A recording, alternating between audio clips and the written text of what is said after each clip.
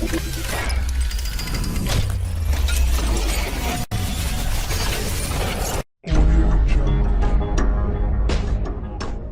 bɛ waati jan bɔ sisan Sirakɔrɔ Dufin dafɛ quartier ni Kati commune bɛ ɲɔgɔn na dancɛko la. Hakilila jiginna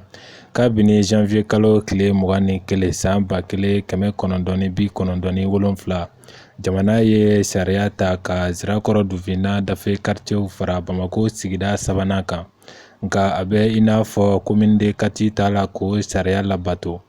Ka d'a kan an bɛ don min na i ko bi, fanga ye dancɛ min jira Sirakɔrɔ ni Kati cɛ, Kati y'o dansago fɔ a bɛ ɲini ka don Sirakɔrɔ la. O degun de hukumu kɔnɔna na karidon uti kalo tile 6 san 2023 Sirakɔrɔ Dufin dafɛ quartier dugutigiw ye kunnafonidilaw wele kunnafonidi lajɛla walasa ka diɲɛma ladɔnniya, kɛrɛnkɛrɛnnenya la furancɛla fanga ɲɛmɔgɔw ni ko min bɛ sen na walasa fu ka siri a dan na. Dugutigi y'a fɔ cogo min o kelen anw gɛlɛyaba bɛ anw ni Kati bɛ dabɔ cɛ, gɛlɛya belebeleba parce que ni daɲɔgɔn ni a bɛ kɔrɔtɔ kojugu i gɛlɛya i ka sunɔgɔ ɲɛ n'o tɛ sunɔgɔ. O kɛra anw ni Kati cɛ ye. Kati non seulement an furuɲɔgɔnw don, an kanuɲɔgɔnw don, ko caman donna ni ɲɔgɔn cɛ fo an ye ɲɔgɔn bolo minɛ poignée la, mais Kati ma dan o ma sisan a nana anw minɛ fo an kamakɔrɔ. An ma se k'o yɔrɔ de faamu. An ye Kati jate an sigiɲɔgɔn de yani bi ka se kunu tɛmɛna. Kati bɛna fɔ k'a bɛ anw gɛn ka bɔ an ka so kɔnɔ ka don. O yɔrɔ o ka gɛlɛn dɔɔnin. An ye kuma caman fɔ a la ka sigi ka fɔ camanba k'a la, mais ne yɛrɛ kɔni ka hakili ye min di yan, ne y'a dɔn ni nata n'a ye hakili gere ɲɛ ti yeli kɛ, tulo ti mɛnni kɛ. I comme découpage kura kɛra sisan. Nous sommes d'abord ravis parce que o ye an ka fɛnkɛ sigi an ma yan bɛ commune 3 fɛ, anw b'a fɛ, Wuluninko b'a fɛ, Sanakɔrɔ b'a fɛ, Jagoni b'a fɛ, anw de n'u bɛ dan. Donc o découpage kura la anw b'an ka limite dɔn parce que o b'a la. Sisan ne hakili la kɛlɛ bɛ nɔgɔya, an ma besoin mankan na, an ma besoin foyi la. Nin gɛlɛya bɛɛ n tɛ autorité jo kosɛbɛ parce que n'i ye sariya ta i b'a surveiller et puis i b'a bato. An b'a ɲini u fɛ sariya kura min talen ye u k'a bato pour que furuɲɔgɔn ni kanuɲɔgɔn u ka kɔrɔlen ka to yen. Bɛɛ ka limite dɔnnen don a kɔnɔ, a b'a kɔnɔ. A gafe bɛ ne yɛrɛ bara. O tuma n'o kɛra an bɛɛ bɛ lafiya. N'o tɛ Katikaw t'an to yen ten dɛ k'an ye conférence ou bien fɛn wɛrɛ kɛ dɛ.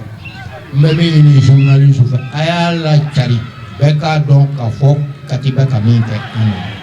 mais Kati tɛ fanga don,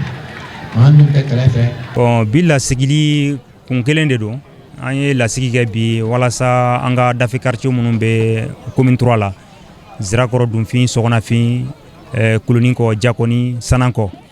Donc an farala ɲɔgɔn kan bi walasa ka an ka damakasi kɛ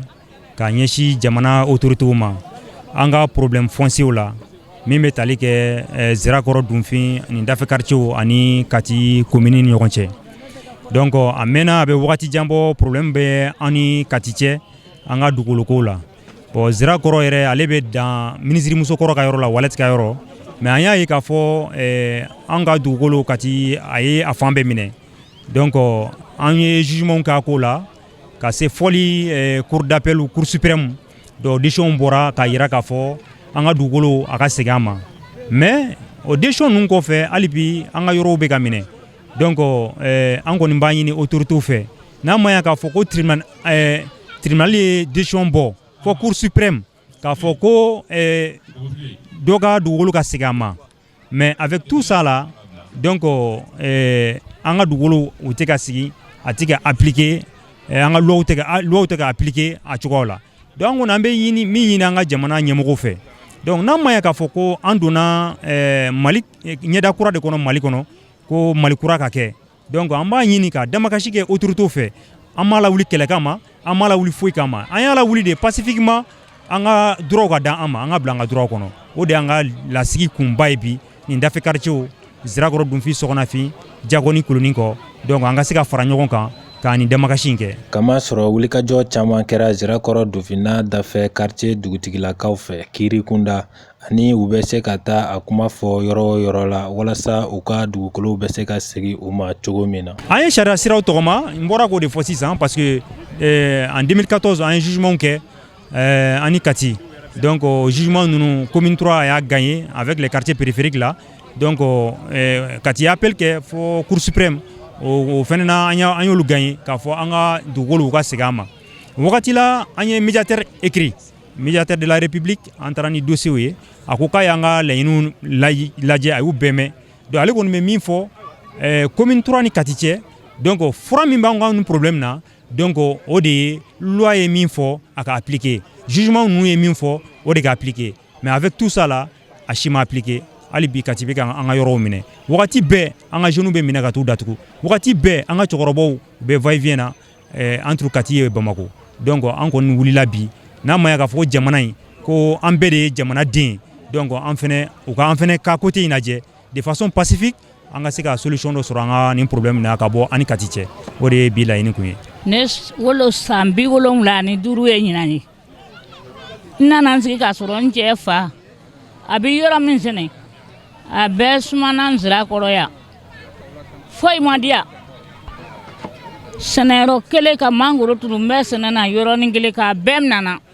i k'i kɔkɔ o i k'i tilebi fɛ o a kelen foyi tɛ ne bolo i y'a faamu ne kɔni bɛ yan de cɛ ninnu tɔgɔra ne ni mɔgɔkɛ ye dugutigi ye n bɛ cɛ ninnu tɔgɔra yan de fin tɛ n bolo jɛ tɛ n bolo n kɔni bɛ dugu kɔnɔ dɔrɔn baasi tɛ ne tɛ bɛ kuma nɔ ne bɔra ni muso nin yɔrɔ bɛɛ dɔn faamaw k'an bɛɛ lajɛlen dɛmɛ nabɔ ala ka sini kɛnɛya d'aw bɛɛ ma ka labanko ɲuman d'a ma ne tɛ kuma nɔ ne bɔra o la Zirakɔrɔ Dunfinna dafe quartier ka laɲini tɛ dɔwɛrɛ ye sariya min ni a taara san 1997 la u ka labato min ye u ka dugukolow ye olu ka segin u ma